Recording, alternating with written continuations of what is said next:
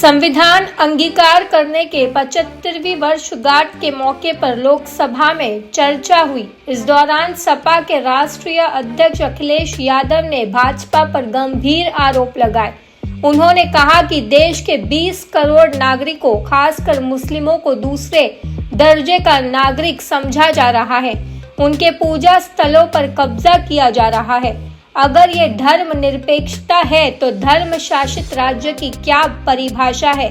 UP में कई जगहों पर ऐसी घटनाएं जानबूझकर की गई। कन्नौज सांसद ने पूछा, क्या हम सही में लोकतांत्रिक व्यवस्था में जी रहे हैं, जब चाहे सरकार अपनी मशीनरी के जरिए अपनी सरकार बना रही है। ये तानाशाही की तरफ बढ़ रही है। हिटलर का उदाहरण देकर कहा कि हमारी सरकार भी उसी के समानांतर चलने का प्रयास कर रही है।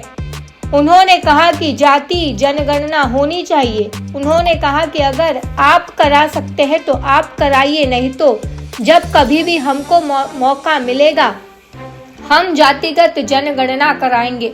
आरक्षण का जिक्र करते हुए अखिलेश ने कहा कि यूनिवर्सिटी में लोगों के नाम के आगे NFS लिख दिया जाता है। अखिलेश ने कहा कि जब आर्थिक विषमता नहीं समाप्त होती तब तक न्याय नहीं मिल पाएगा। अभिव्यक्ति की स्वतंत्रता का अर्थ है देशद्रोह। अगर बीजेपी की सोच के नहीं है, दूसरे धर्म के हैं तो दिक्कत है। भारतीय संविधान को अपनाने की 75वीं वर्षगांठ पर चर्चा के दौरान लोकसभा में बोलते हुए सपा सांसद अखिलेश यादव ने कहा, यह संविधान हमारा कवच है, हमारी सुरक्षा है।